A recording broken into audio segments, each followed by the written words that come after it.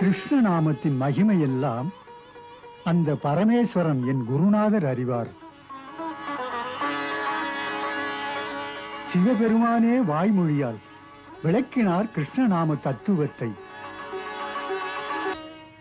கிரு என்ற ஓசை துறவை குறிக்க, ஷ்ணா என்ற ஓசை முக்தியை குறிக்க, ஆ என்ற ஓசை தருவதை குறிக்க. கிருஷ்ணன் என்ற இவன் நம்மை பக்குவப்படுத்தி முக்தியை தருவான். நீங்கள் பெற்ற பிள்ளைக்கு 1000 பெயர்கள், அதுபோலவே குணங்கள். இவனுக்கு எத்தனை எத்தனை குணங்களோ அதை விளக்குவதற்கு அத்தனை பெயர்கள். இந்த குழந்தை சாதாரண குழந்தை அல்ல. முழுதும் இவனை பற்றி நான் அறிவேன். இன்னொரு விவரம் சொல்லுகிறேன். தங்களுடைய இந்த மைந்தன் யுகந்தோறும் அவதரிப்பவன். இந்த பிள்ளையின் நிறம் வெண்மையாக, சிவப்பாக, நீலமாக, கருமையாக இருக்கும்.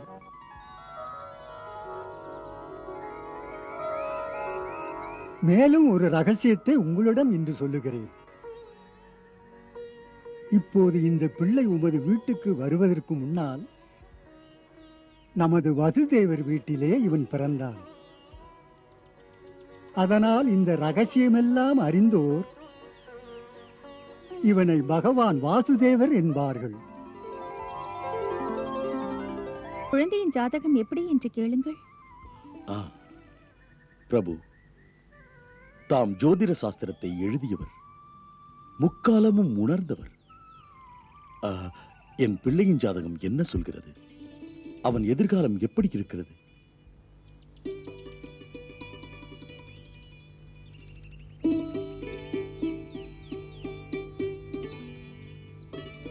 நந்தகோபரே, அற்புதமான ஒரு கேள்வியை கேட்டீர்கள். எதிர்காலம் என்பதே இவன் கையில் தானே. இந்த பூமியே இவன் லீலைகளால் பெருமைப்பட போவதை அளவிட முடியாது.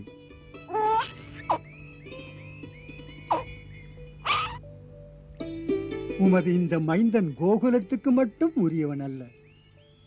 உலகமெல்லாம் இவனுக்கு உறவு. பேரன்பு கடலில் மிதக்கப் போகின்றான்.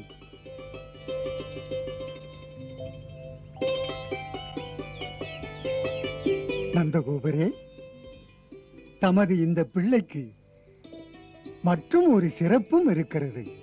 அது என்ன பிரபு?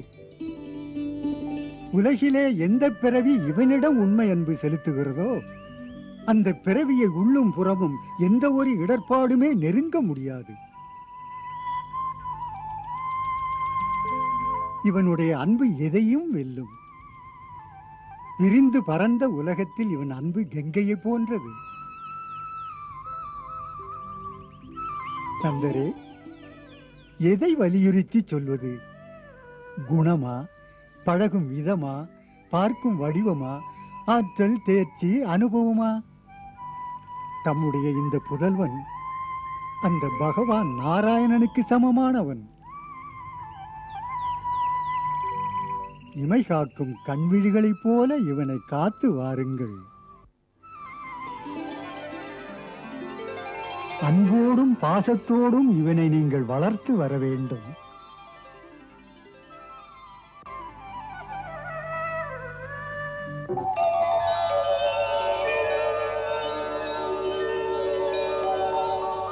அற்புத காட்சி. தேவர்கள் பணிவோடு நின்று கைகூப்பும் காட்சி. அண்டமெல்லாம் வாழ்த்தி வணங்கும் காட்சி. நான் பார்க்கும் இந்த காட்சி இப்படி ஒரு ஆனந்த காட்சி இதுபோல் மீண்டும் ஒரு முறை இனிமேல் வராது.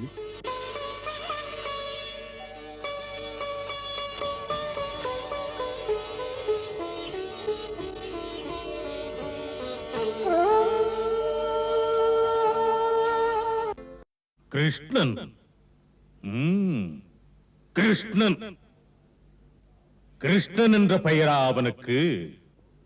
ஆம் அரசே, உனக்கு எப்படி தெரியும்? இது கோகுல மக்களுக்கெல்லாம் தெரியும். நந்தகோபரின் மைந்தரின் பெயர் கிருஷ்ணன் என்று. அந்த பெயர் சூட்டலை யார் நடத்தியது? அது யாருக்குமே தெரியாது. அந்த நிகழ்ச்சிக்கு நந்தகோபர் தன் மகனை எடுத்துக்கொண்டு சாண்டில்யர் ஆசிரமத்திற்கு சென்றாரா? மன்னவா, அதை உறுதிப்படுத்தும் செய்தி இல்லை. நந்தர் வீட்டு பணியாட்கள் மூலம் அறிந்து கொண்ட செய்தி, நந்தகோபர் அடிக்கடி தமது பிள்ளையுடன் குருதேவர் சாண்டில்யரின் ஆசிரமம் செல்வாராம். போதும், முடிந்து போன கதையை நான் கேட்கவில்லை. இன்றைய கதை என்ன?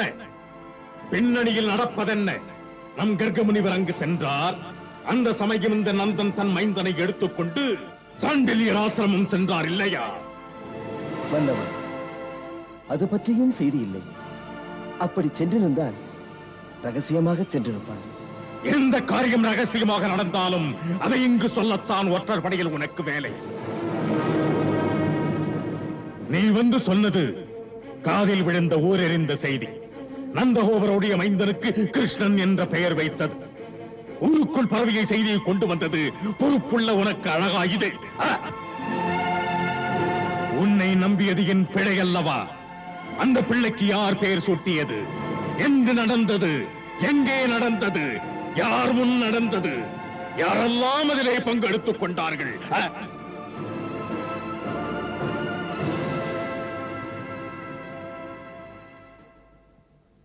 கர்க்க முனிவரின் நடவடிக்கைகளை கண்காணித்தாயா? கண்காணித்தேன். அவர் எப்போதாவது கோகுலம் போனாரா? இல்லை அரசே. ஆசிரமத்தை விட்டு அவர் எங்காவது சென்றாரா? இல்லை அரசே. அவர் யமுனையை கடந்து நேராக சாண்டில்யர் ஆசிரமம்தான் சென்றார். அங்கிருந்து நேராக அவர் மதுராவுக்குத்தான் வந்தார். வேறெங்கும் செல்லவில்லை.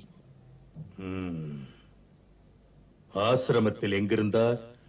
அரசே, பசுமடத்தின் பக்கத்தில். அவருக்காக ஒரு குடிலை ஏற்பாடு செய்திருந்தார்கள்.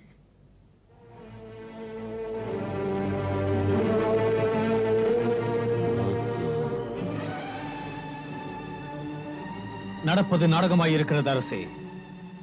செயல்படும் விதத்திலே ஏதோ மர்மம் இருக்கிறது. அரசே, சற்று சிந்தியுங்கள். சாமானியன் அல்ல ஒரு சீமான் அந்த நந்தகோபன் தன் மைந்தனுக்கு பேசூட்டலை சிறப்பான முறையிலேதான் நடத்துவார். எத்தனை வருஷத்திற்கு பிறகு அவர் வீட்டிலே ஒரு குழந்தை பிறந்திருக்கிறது. இந்த ஒரு காரணமே போதும் இதை விழாவாக கொண்டாட. உற்றார் உறவினர்கள், நண்பர்களும் நலம் விரும்பிகளுமாக 20-30 கிராமத்தார்கள் இருப்பார்கள். மரியாதைக்கு கூட விருந்து வைக்கவில்லை.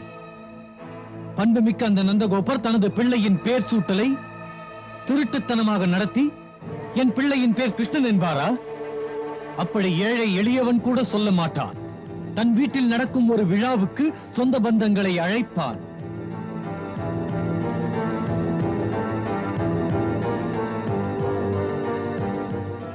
கொஞ்சம் சிந்தித்து பாருங்கள், மர்மம் புரியும். புரிந்தால் அங்கு நடக்கும் திட்டம் தெரியும். தெரிந்தால் உங்கள் நீண்ட நாள் சந்தேகம் மறையும். எனக்கு ஒரு புதிய சந்தேகம் மன்னவா. பெயர் சூட்டு விழா நடந்தபோது பிரச்சனைக்குரியவரான கர்க்க முனிவர் அங்கே இருந்திருக்கிறார். அரசே, சாஸ்திர விதிகளின்படி பார்த்தோமானால் இந்த பெயர் சூட்டு விழா முன்பே நடந்திருக்க வேண்டும். இதில்தான் என் சந்தேகம். கர்க்க முனிவரை நந்தர் எதிர்பார்த்திருக்கிறார். நாடகம் புரிந்துவிட்டது. கர்க்க முனிவர் தான் பெயர் சூட்டி வைத்திருக்கிறார்.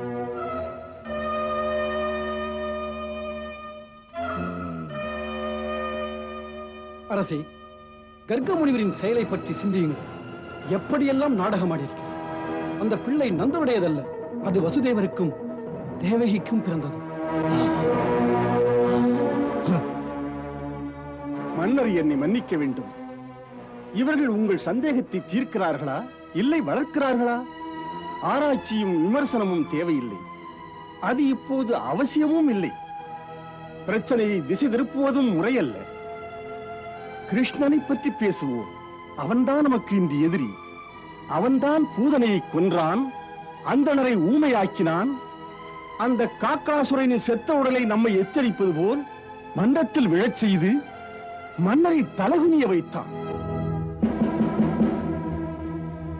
பிறகு உத்கஜனைப் போன்ற மாவீரனை ஒரே அடியிலே யமனிடம் அனுப்பினான். இதில் சந்தேகத்திற்கு இடமில்லை. இதெல்லாம் அந்த பிள்ளையின் மாயக்குறும்பு விளையாட்டுகள். நம் விரோதி என்று தெரிந்தால் விவாதங்களுக்கு ஆதாரங்கள் தேடக்கூடாது. அவனை அழிப்பதற்கு யாரை தேர்ந்தெடுப்பது, எப்படி அவனை தீர்த்து கட்டுவது என்பதை பற்றி சிந்திக்க வேண்டும். அந்த குழந்தை நந்தருடையதா வசுதேவருடையதா? ஆம் அமைச்சரே, தெளிவுபடாத மர்மமாகவே இருக்கிறது.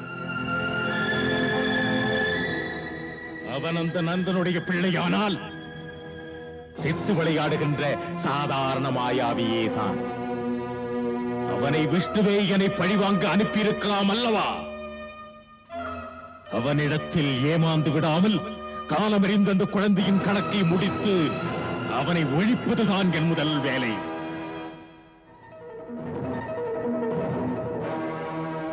அவனோ நம் தோழர்களை, நம் தொண்டர்களை ஒருவர் பின் ஒருவராக அழித்துக் கொண்டிருக்கிறார். இங்கே நான் புழுவாக துடிக்கிறேன், அங்கே அவன் சுகமாக உறங்குகிறான்.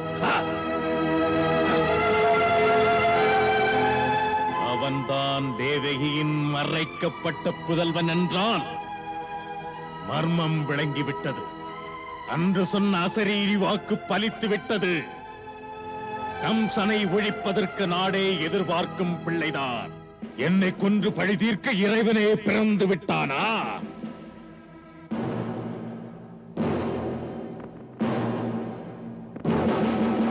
சந்தேகத்துடன் இனி என்னால் வாழ முடியாது. தேவகிக்கு பிறந்த 8வது குழந்தை பெண்ணா பிள்ளையா? அவன் பிள்ளையாகத்தான் இருக்க வேண்டும். அன்று தோன்றிய அஷ்டபுஜ தேவியே சொன்னாளே, அவன் யார்? அவன் எங்கிருக்கிறான்? எந்த வீட்டில் வளர்கிறான்?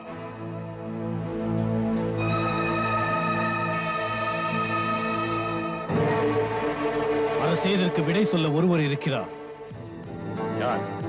வசுதேவர். சானூரா? ஏன்? நம்புங்கள், அவர் உண்மையே பேசுவார், பொய் சொல்ல மாட்டார். மன்னவா, அவரிடம் நீங்கள் கேளுங்கள். அவர் சொல்வதை வைத்து அதன் பிறகு முடிவெடுத்து இரும்பு கரம் கொண்டு கதையை முடிப்போம். சமயத்தில் ஞாபகப்படுத்தினார் சானூரா.